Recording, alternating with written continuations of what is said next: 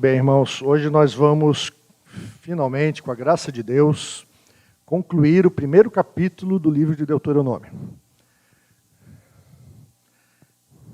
Vamos ler o trecho hoje, estudar o trecho de Deuteronômio 1, versículos 34 a 46. Eu exorto você, se você não acompanhou as outras mensagens, a pelo menos ler o restante do capítulo, para você se situar, e depois talvez acompanhar no site da igreja, tem lá as demais mensagens que foram proferidas, para você ter um entendimento aí do contexto do livro de Deuteronômio e do que nós estamos acompanhando aqui nesse texto. Nós estudamos já nesse capítulo 4 passagens, título aí de recordação. Lá nos primeiros versículos nós descobrimos a mensagem do Evangelho, nós descobrimos que aquilo que Deuteronômio prega é muito similar e muito idêntico à mensagem do próprio Novo Testamento, a mensagem da graça de Deus. Nós vimos algumas dicas para o ministério depois nos versículos seguintes, quando Moisés fala ali a sua liderança. Depois nós vimos uma exortação contra o medo e a ansiedade, no trecho de 19 a 25, quando Moisés começa a falar ao povo, ao enviar os espias para a terra de Canaã. Quando eles estavam já diante da terra de Canaã, na primeira vez, e eles concordam, então, finalmente enviar alguns espias. E na semana passada, nós então vimos o trecho dos versículos 26 ao 33, e percebemos aí como o povo reagiu ao convite de Deus, à missão que Deus tinha colocado diante deles, e vimos que a resposta do povo foi uma resposta negativa, mas nós fomos desafiados a buscarmos a nossa própria reação, a dizermos sim à missão de Deus.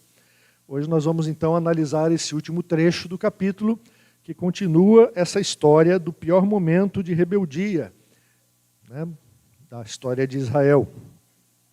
Nós já vamos descobrir porque também foi o pior. E nós vimos, então, estamos vendo semana passada, que eles reagiram negativamente, embora Moisés tivesse insistido várias vezes, eles simplesmente não quiseram crer e não quiseram ir, não foram. Além disso, eles começaram a murmurar.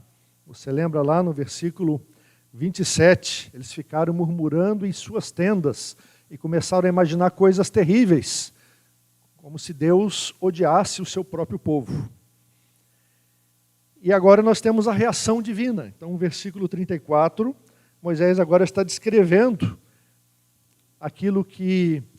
como que Deus reagiu a toda essa situação. E ele começa dizendo lá no versículo 34, o Senhor ouviu o que vocês disseram, ficou irado e jurou. Então, o Senhor ouviu. Eles estavam murmurando nas suas tendas, mas Deus ouve a murmuração oculta. Deus ouve o que está no nosso coração. O irmão Vinícius orou, Deus conhece a gratidão no nosso coração, Ele também conhece a ingratidão e a incredulidade do nosso coração. Não interessa o que você expressa externamente, interessa aquilo que se passa no seu coração, e Deus olha para o coração. E Ele viu aquela murmuração do povo, e eles depois nem ficaram apenas na murmuração, mas de fato eles externaram essa murmuração numa revolta. Ela foi crescendo a ponto de eles quererem derrubar os líderes da época, o Moisés e o Arão, e tentarem eleger um novo líder para voltarem para o Egito, porque eles preferiam voltar à escravidão do Egito do que continuar ali e ter que enfrentar a missão que Deus tinha colocado diante deles. Nós vimos semana passada, eles focaram nos obstáculos, em vez de focar no Deus que é maior do que todos os obstáculos. E Deus então ouviu essa murmuração E como nós lemos ali no texto, Deus ficou irado. Deus não fica irado com todo o pecado que nós cometemos. Obviamente, ele irrita-se, né, com o pecado, ele não gosta de ver o pecado na nossa vida. Mas para você despertar essa ira de Deus, essa ira que o texto traz, essa ira que se consome em ações concretas, é preciso provocar, né? Por isso que o Antigo Testamento fala de nós provocarmos a ira de Deus. Você provoca quando você constantemente fica alfinetando, né? E nós não fazemos isso com os pecados involuntários ou com os pecados dos quais nós buscamos confissão e arrependimento. Mas nós fazemos isso quando nós não cremos em Deus e quando nós nos rebelamos contra Deus. Esses são os pecados que realmente irritam Deus, né? O pecado da rebelião, o pecado da incredulidade, o pecado da hipocrisia. Esses são os pecados que realmente incomodam Deus, né? E não foi a primeira vez que Israel tinha incomodado ou provocado Deus, né? E de fato, ele chegou a dizer então para Moisés, no outro texto, lá no texto de Números 14, que eu recomendo que você leia, se você quiser conhecer a história com mais detalhes, lá em Números 14, está o relato original daquilo que aconteceu. Moisés agora em Deuteronômio, quando nós falamos lá no comecinho, né, dessa série de pregações, Moisés está recapitulando, está revisando tudo o que aconteceu. Ele está falando para uma nova geração de israelitas, os filhos daqueles que passaram o tempo todo lá no deserto. E ele está preparando essa nova geração para a conquista da terra. Então ele está relembrando tudo o que aconteceu aqui em Deuteronômio, está relembrando então o que foi relatado já lá em Números 14. E lá naquele texto, né, você pode acompanhar ali, diz: até quando, Deus disse, esse povo me provocará, e até quando não crerá em mim, apesar de todos os sinais que fiz no meio dele? Viram a minha glória e os prodígios que fiz no Egito e no deserto, e mesmo assim me puseram à prova já 10 vezes. Deus estava contando. 10 vezes Israel tinha colocado Deus à prova. Então não foram simples pecadinhos, não foram simples murmurações, não foi um dia de desânimo. Foram rebeliões, foram ataques contra o Senhor, e Deus foi relevando, foi algumas vezes disciplinando de uma maneira mais leve, mas foi caminhando com o povo, foi tentando educá-lo e treiná-lo. Mas naquele momento, quando os espias voltaram, e ainda não tinham passado pelos 40 anos de deserto, temos que lembrar aqui que eles tinham passado aproximadamente aí 1 ano e meio desde a saída do Egito. 1 ano eles passaram no Monte Sinai. 1 ano e meio a quase 2 anos. Esse é o período. E nesse período, eles conseguiram provocar Deus 10 vezes. E por isso, porque passaram 1 ano na montanha de Deus, lá no alto, glorificando a Deus lá, né? Lá mesmo eles tiveram aquela rebeldia do bezerro de ouro, né? Então, o povo tinha provocado a Deus, e Deus está dizendo: até quando esse povo vai me provocar? A minha paciência já se esgotou. E ele então, como um bom pai, como Deus que ele é e que ele nos ensina nas Escrituras, ele resolve então disciplinar os filhos a quem ele ama. Deuteronômio 8,5 vai repetir isso. Provérbios 3 também, são textos que depois o autor de Hebreus recapitula, né, que nós sabemos que Deus disciplina os filhos a quem ama. Né, e por isso que o texto aqui no versículo 34 fala que ele jurou. Né, e o que ele jurou novamente? Ele jurou: nenhum dos homens dessa geração perversa verá a boa terra que jurei dar aos pais de vocês. Então ele tinha jurado dar aos pais, aos patriarcas, Abraão, Isaque e Jacó, ele tinha jurado dar essa terra. E agora ele está novamente jurando. Ele disse: eu juro, nenhum dos homens dessa geração perversa vai ver essa terra. 2 juramentos, parecem até contraditórios, né? Mas, na verdade, esse duplo juramento, ele revela o amor santo do nosso Deus. Porque como Deus amoroso, gracioso, misericordioso, sem ter necessidade, sem ter mérito algum, ele jurou dar uma terra aos patriarcas. Ele chamou Abraão e apresentou a terra e disse, olha para o norte, para o sul, para o leste, para o oeste, tudo isso eu vou dar para você e para os seus descendentes. Deus deu, Deus jurou dar, porque Deus é gracioso, é amoroso. Mas ao mesmo tempo o nosso Deus é santo, e Ele não pode conviver com a rebeldia contínua, com os filhos que não querem obedecer e não querem fazer nada do que Ele está mandando. Então Ele também jurou, por causa do seu amor santo, por causa da sua santidade, Ele jurou que aquela geração não receberia ainda a promessa. Tudo isso está dentro do plano maior de Deus, daquilo tudo que Deus já tinha planejado fazer desde a fundação do mundo, né? Mas nós estamos olhando aqui naqueles momentos históricos e pensando que talvez, né, se aquela geração tivesse sido fiel, talvez eles tivessem entrado na terra, mas eles não quiseram entrar, eles desobedeceram.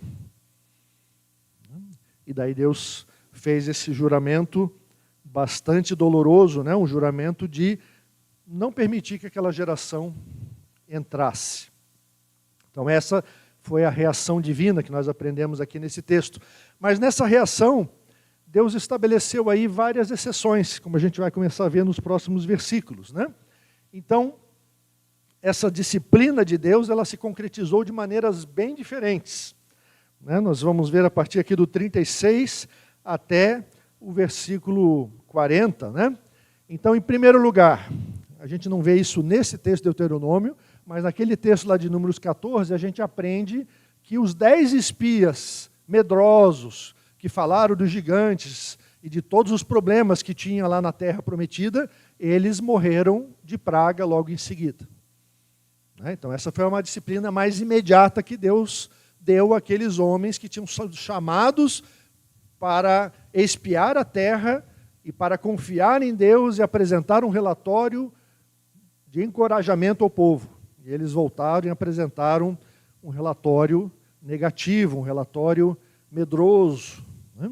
Só 2 espias apresentaram um relatório positivo e encorajaram o povo. Você já conhece o nome desses 2, o Josué e o Calebe. Eles foram elogiados por Deus pela sua fidelidade, né? E eles foram poupados, obviamente, dessa disciplina, porque eles não fizeram nada de errado, pelo contrário, eles quase morreram naquele processo, na revolta, no levante, que o povo fez contra Moisés e contra o próprio Josué e o Calebe, né, que estavam aí defendendo a ideia de seguirem, continuarem a missão que Deus tinha proposto, de confiarem naquilo que Deus tinha falado. E esses crentes ingênuos, segundo o pensamento do resto do povo, estavam acreditando que bastava confiar em Deus para vencer os gigantes. E eles disseram, não, nós não queremos isso para a nossa vida. E por isso, naquele momento, né, Deus estabeleceu então essa disciplina, mas Ele poupou Josué e Calebe. Os guerreiros, esses guerreiros todos covardes, o exército, do qual tinha sido feito o censo, né, e levantado, né, todos acima de 20 anos, que estavam preparados e habilitados para a guerra, todos eles eram componentes do exército, eram alistados no exército de Israel. E eles foram sentenciados à morte no deserto. Se você for olhar o texto lá em Números 14, 3 vezes Deus fala do cadáver deles que vai ficar no deserto, para enfatizar bem que eles vão morrer no deserto, porque eles não querem entrar na terra prometida. Deus respeitou a escolha deles, eles disseram, não queremos subir, não queremos entrar. Eu disse, tá bom, então vocês não vão entrar. É triste, né? É triste quando o ser humano escolhe não querer aquilo que Deus quer dar. Mas Deus, Ele também dá essa oportunidade e nos permite arcar com as consequências dessa escolha. O restante do povo penou no deserto, mas entrou na terra. Quem é o restante do povo? Aqui a gente tem que lembrar porque muitas vezes, né, e eu por muitos anos pensei isso, e sempre achei que era certo, que só tinha sobrado Josué e Calebe. E todos os outros milhares de pessoas de Israel tinham morrido. Até que um irmão me mostrou que, na verdade, em outro texto aparece ali ainda alguns filhos de Arão que já estavam no deserto e eles continuam aparecendo depois. Eu disse, olha, interessante. E eu fui começar a estudar um pouquinho mais desse texto e os textos correlatos. E realmente, o que a Bíblia fala é que os guerreiros covardes não entrarão e eles morrerão no deserto. O restante do povo, os que não foram chamados para estar no exército, os levitas, os sacerdotes, as mulheres, as crianças, os jovens até 20 anos, que não faziam parte ainda da vida adulta e não tinham entrado no exército, os anciãos, as pessoas com algum defeito que não permitia que eles lutassem, todos esses, provavelmente, né, é o que nós podemos inferir da Bíblia, foram poupados dessa maldição.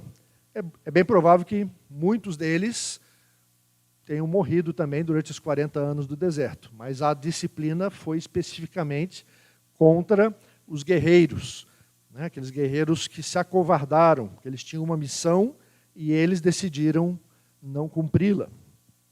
Então, esse restante do povo, se conseguiu resistir por 40 anos, acabou entrando também depois na Terra Prometida. E as crianças, que eram objeto de ansiedade dos pais, eles acabaram se tornando os futuros guerreiros que cumpririam a missão. É isso que Moisés vai falar ali no versículo 39, né? Ele diz, e as crianças de vocês, de quem vocês disseram que seriam presa do inimigo, sim, os filhos de vocês, que hoje nem sabem distinguir entre bem e mal, esses ali entrarão e a eles darei a terra e eles a possuirão. Moisés está relembrando o que Deus falou, né, há 38 anos atrás, porque o que ele está falando para quem? Ele está falando para aquelas crianças que há 38 anos atrás eram crianças e que hoje são adultos e até pessoas de meia idade, e que estavam ali nas planícies de Moabe escutando o que Moisés estava a falar e a proclamar.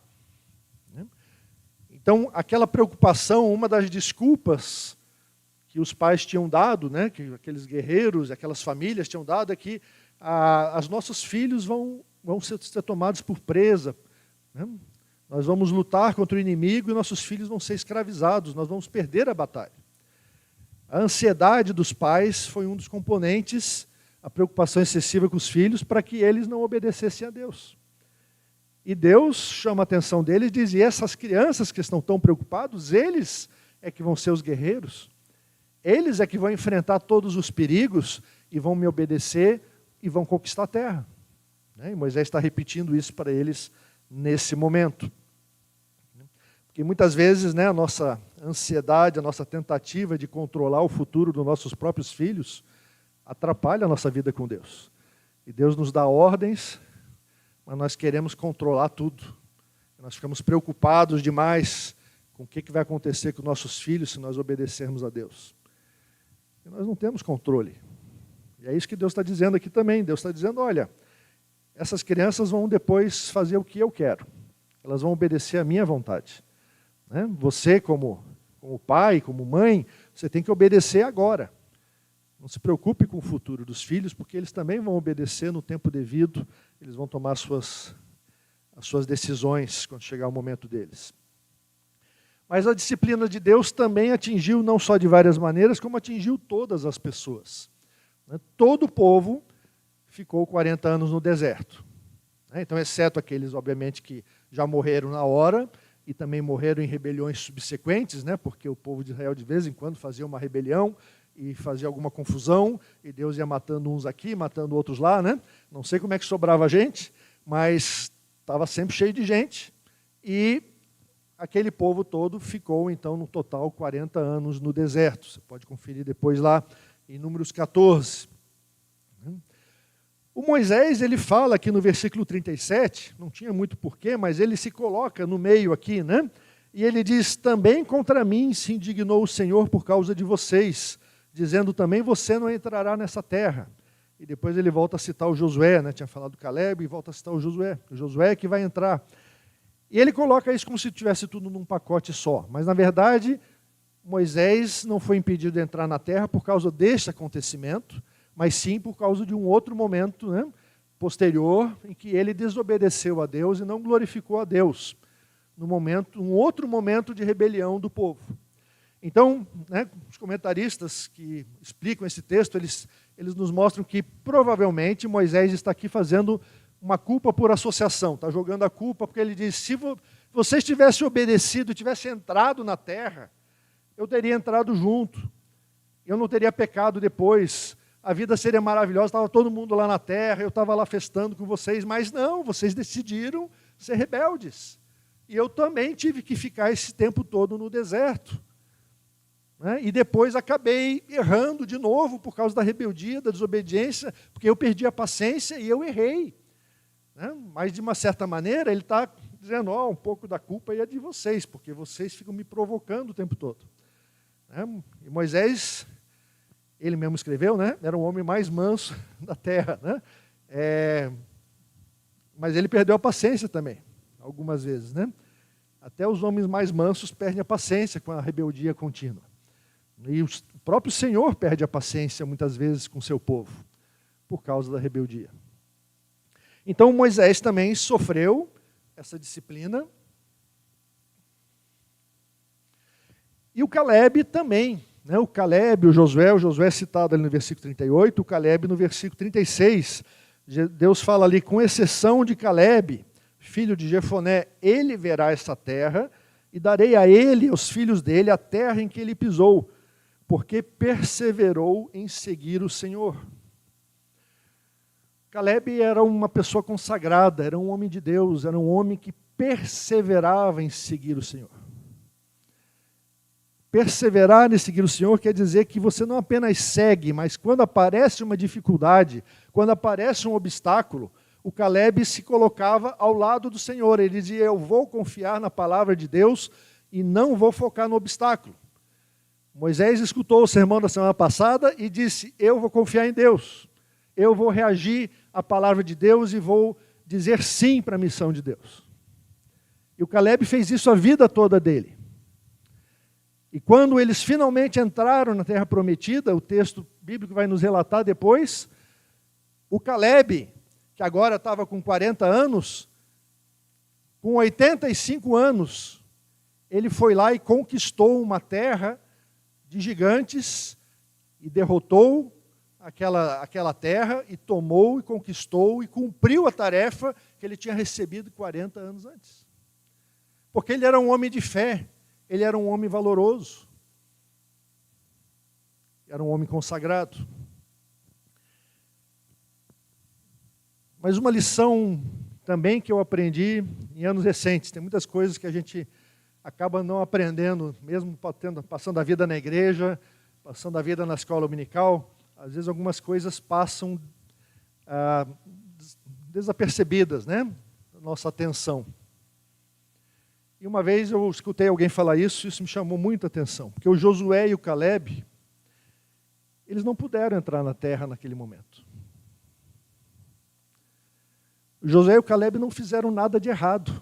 Eles espiaram a terra, porque Moisés tinha mandado. Josué era o servo do Moisés, era o cara que fazia tudo, era o segundo no comando, era o cara que estava ali, né, pronto para servir sempre. O Caleb, esse homem consagrado, com oração consagrado, perseverava em seguir o Senhor. Os dois homens cheios do Espírito Santo, cheios de fé, eles não agiram em nada errado. Mas a disciplina de Deus veio sobre todo o povo.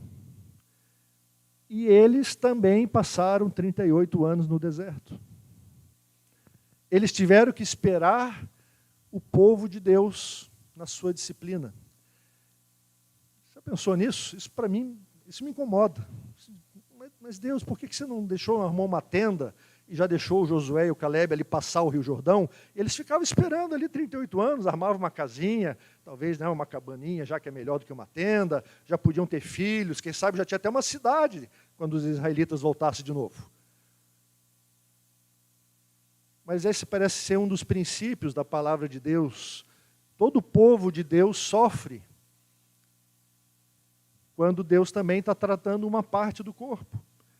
Porque nós somos um corpo, E no mundo atual, no mundo moderno, ocidental, nós temos esquecido muito isso.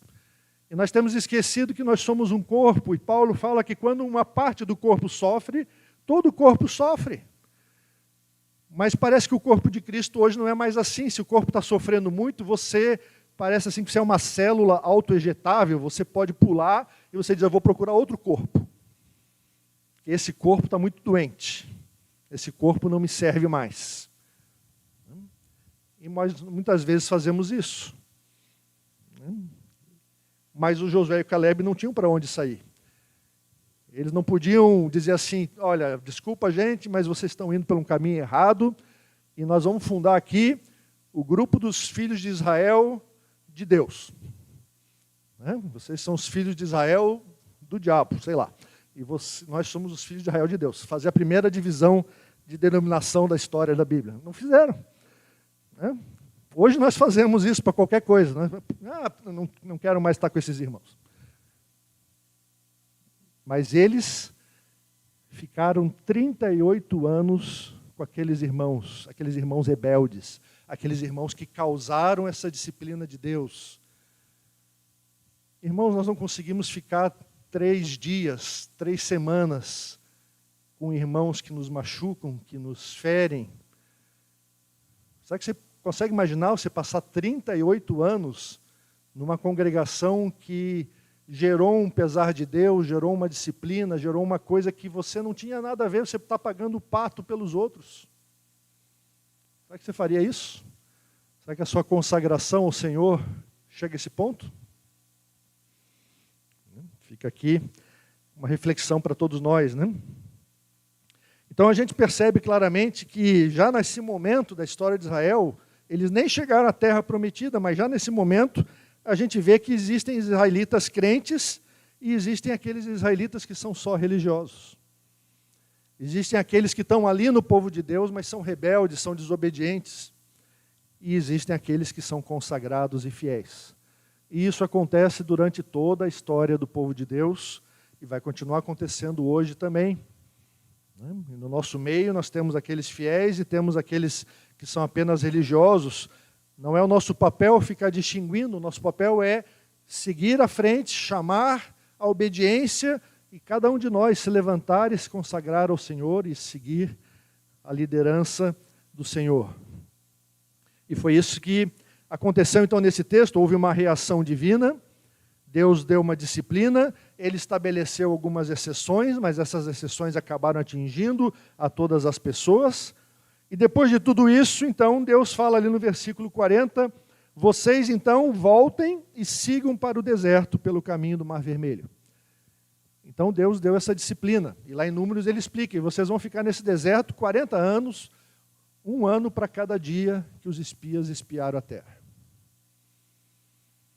Eles já tinham ficado quase 2, então eles ficaram aí mais 38 anos dando voltas no deserto, pastoreando o gado, se virando, sobrevivendo, aguardando a direção de Deus, aprendendo, sendo disciplinados, sendo treinados, aprendendo a confiar em Deus, aprendendo a crer, porque eles não criam, eram incrédulos, eram desobedientes. E Deus então os levou ao deserto para que eles aprendessem a crer. E lá depois de Deuteronômio 8 vai retornar esse assunto, uma mensagem muito importante. Mas eu queria concluir essa nossa mensagem examinando esse último trecho em que você percebe então uma outra reação do povo. Então Deus reage, Deus estabelece uma disciplina e daí o que acontece? O povo ouve essa disciplina e eles respondem, pecamos contra o Senhor. O povo reconhece o seu pecado. O povo confessa. Aí você fica aí, né? Motivado, pensa, vou dizer aleluia, o povo confessou, o povo se arrependeu.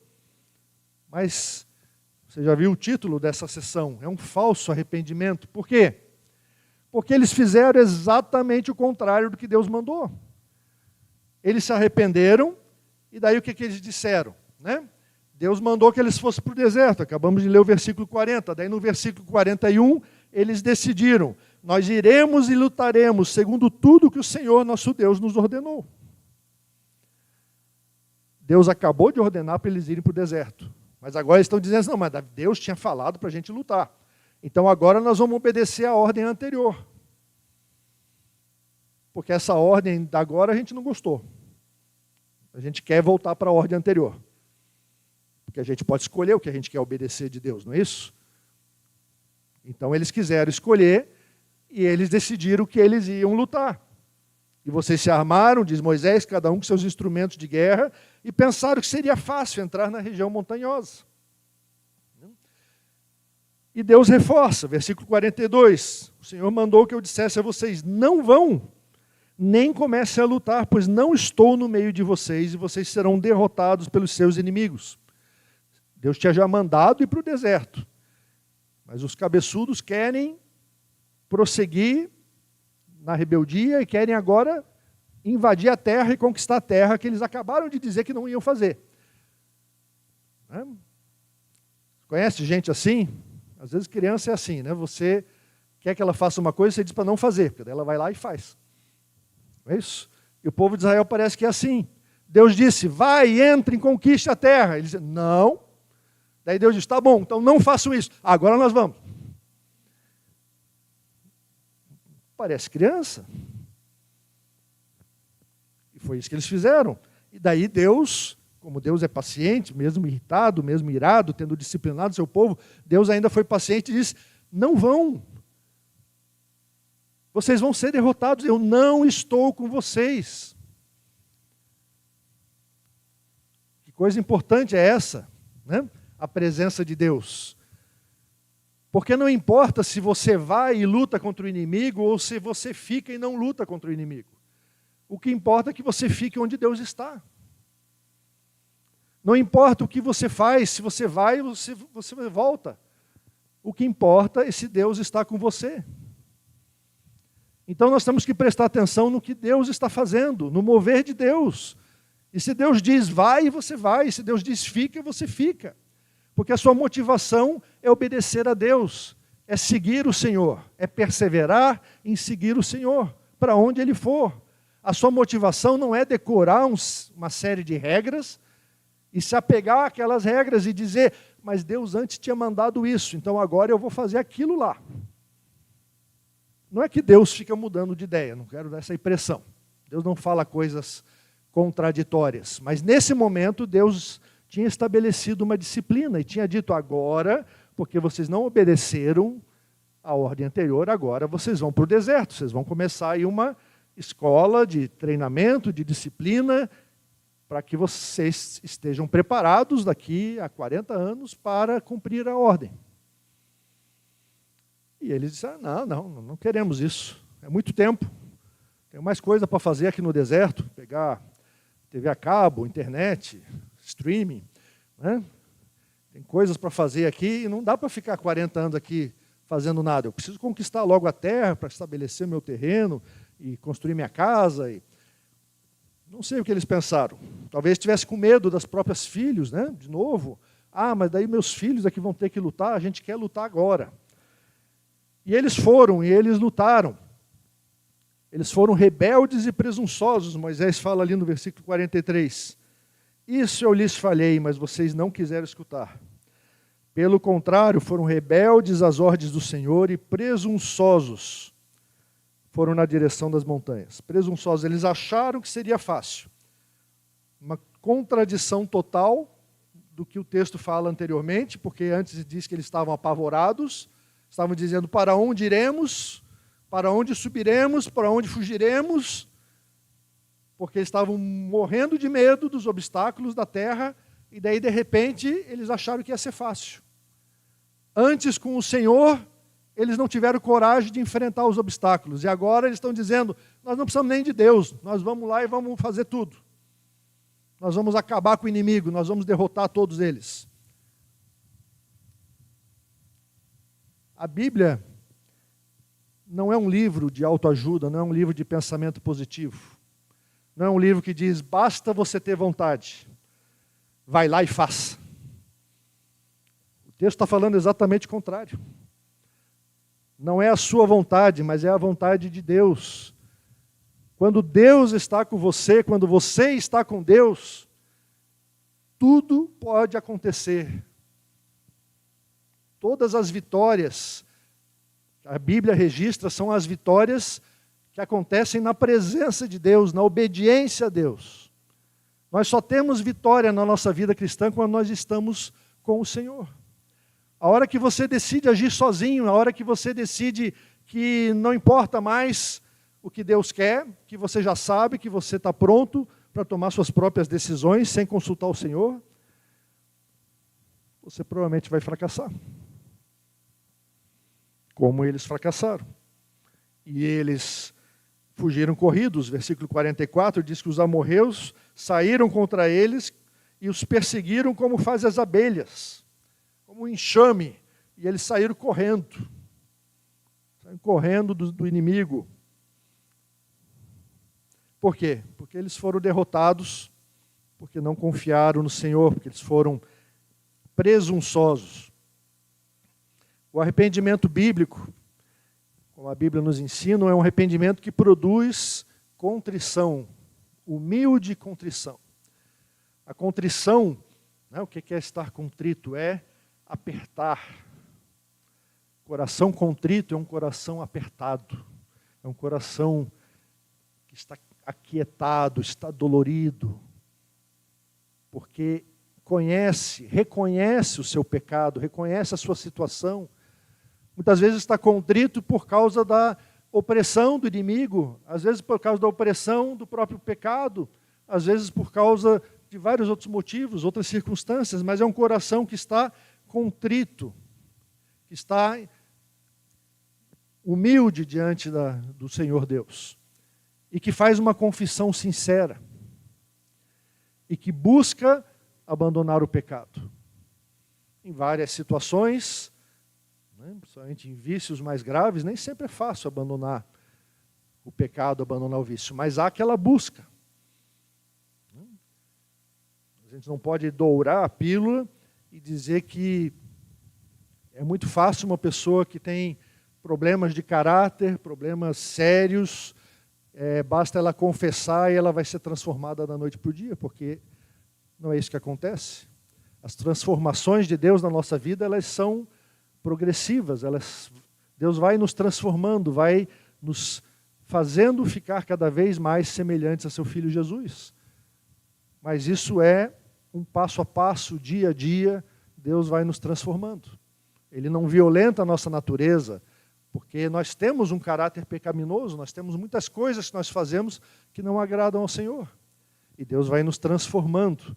E a cada vez que você peca, cada vez que você entende e confessa, reconhece que você errou, você deve buscar abandonar esse erro e buscar se voltar para o Senhor e caminhar mais um pouco na direção correta.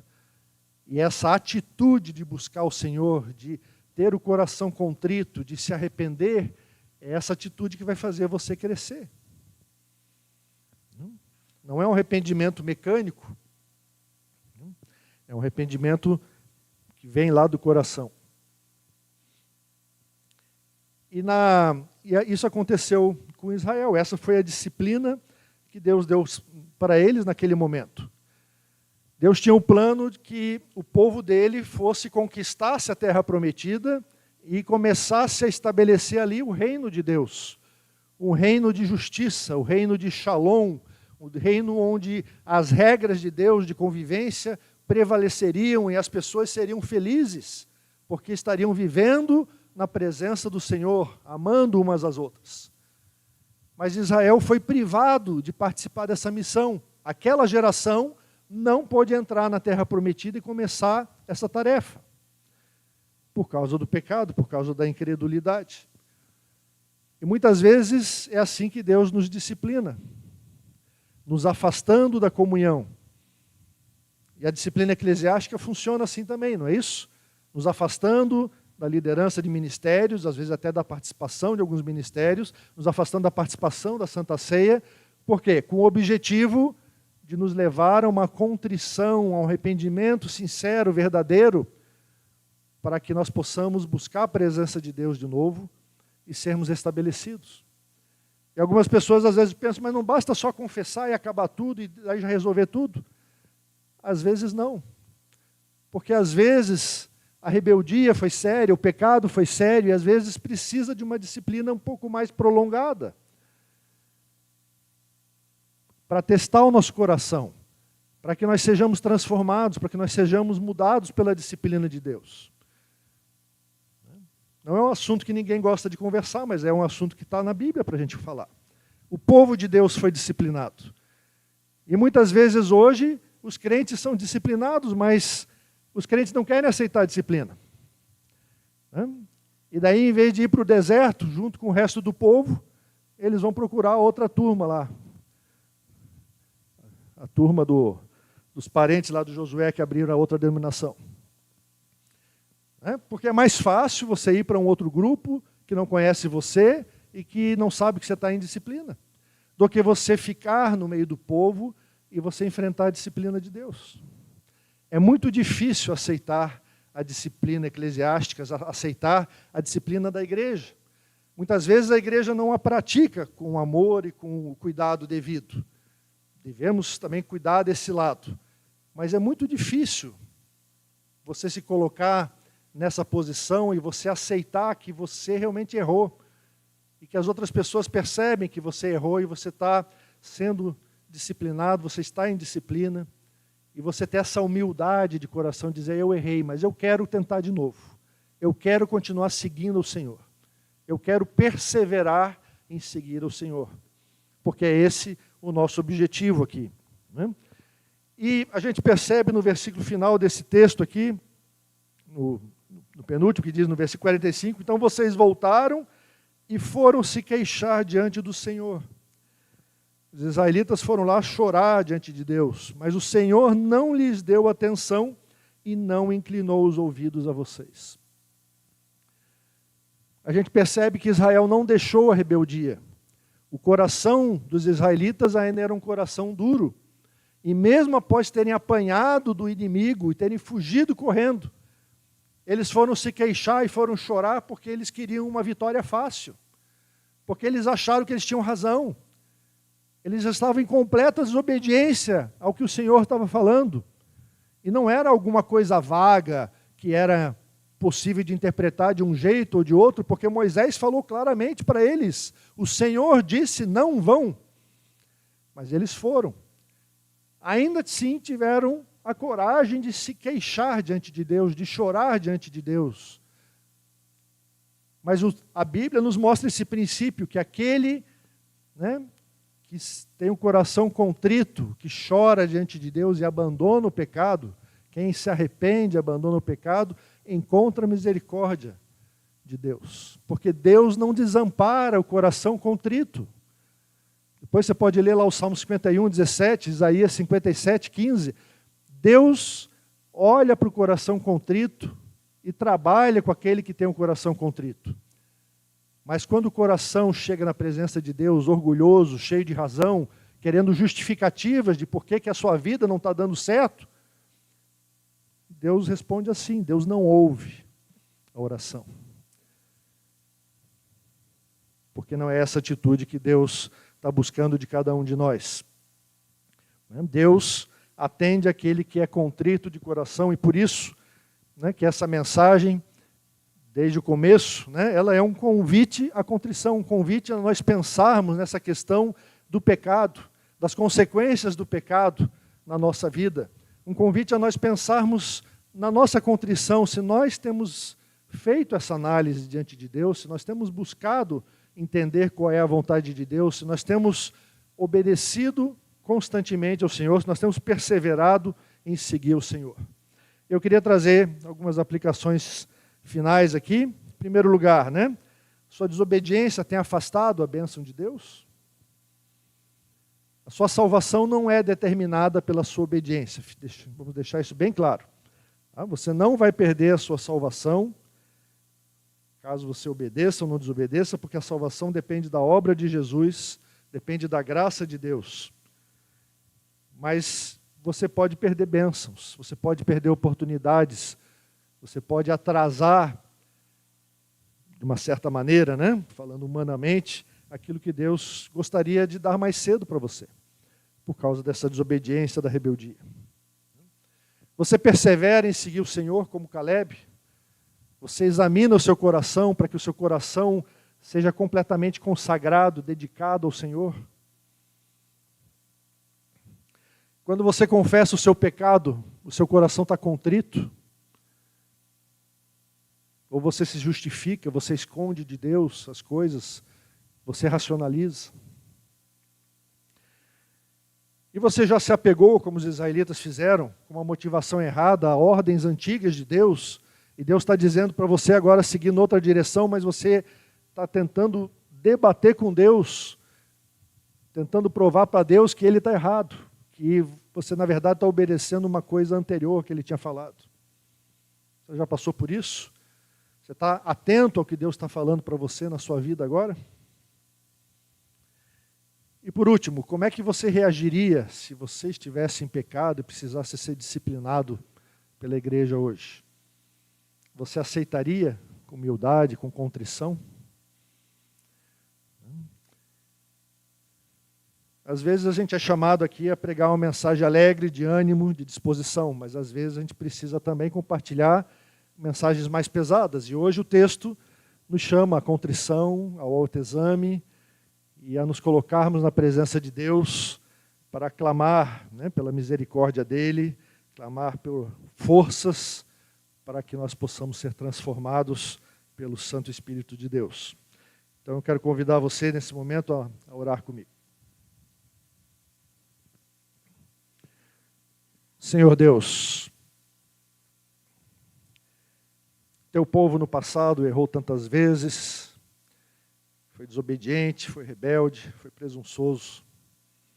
E tu registraste tudo isso nas Escrituras para que nós possamos aprender com eles, para que nós possamos te buscar mais intensamente e evitar esses erros. E nós queremos aprender aqui com o exemplo de Israel e ter um verdadeiro arrependimento. Buscar na tua presença a humildade, a contrição, a sinceridade que tu queres, para declararmos que nós somos pecadores, que nós somos falíveis, que nós temos te desobedecido, e para te pedir que tu venhas continuar a nos transformar pela obra do teu Espírito Santo. E pela graça do Senhor Jesus, continues a nos restaurar e a nos perdoar. Nós pedimos que tu perdoes os nossos pecados, as nossas falhas, as nossas rebeldias, as nossas autodeterminações, e que tu nos leves, nos treines a sermos submissos a ti, que tu permitas que nessa semana o teu Espírito Santo trabalhe em cada um de nós, para que sejamos sacudidos, transformados, tirados da letargia de uma vida religiosa, para que possamos ser consagrados a Ti, possamos perseverar em seguir o Senhor. Coloca diante de nós esse desafio, Senhor, o desafio da contrição, da verdadeira fé, de uma vida que Te ama e que Te busca a cada momento. Eu Te peço que faças isso em nome de Jesus. Amém.